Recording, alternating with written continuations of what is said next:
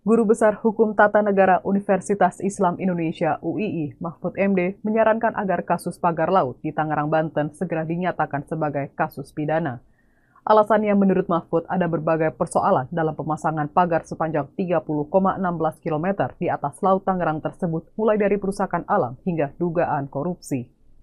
Menurutnya dalam hal ini ada penyerobotan alam, pembuatan sertifikat ilegal, dugaan kolusi korupsi. Pernyataan itu diungkapkan Mahfud dalam akun media sosial X pribadinya @mohmahfudmd Sabtu 25 Januari 2025. Akan tetapi Mahfud heran karena hingga kini tidak ada satupun aparat penegak hukum yang mencoba menyoroti kasus pagar laut menjadi kasus hukum. Kata Mahfud, institusi penegak hukum tidak ada yang tegas terhadap kasus ini, meski berbagai dugaan tindak pidana bisa terjadi di sekitarnya.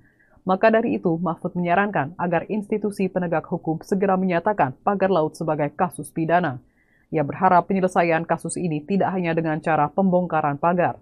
Berdasarkan temuan Kementerian Agraria dan Tata Ruang, Badan Pertanahan Nasional ATR BPN, ada 263 bidang tanah dalam bentuk sertifikat hak guna bangunan (SHGB) di sekitar pagar laut tersebut. Rinciannya atas nama PT IAM sebanyak 234 bidang, PT CIS 20 bidang, dan perorangan sebanyak 9 bidang. Sementara sertifikat hak milik SHM berjumlah 17 bidang. Menteri ATR Kepala BPN Nusron Wahid menduga ada praktik ilegal di dalam penerbitan SHGB dan SHM pagar laut Tangerang oleh pejabat di kementeriannya.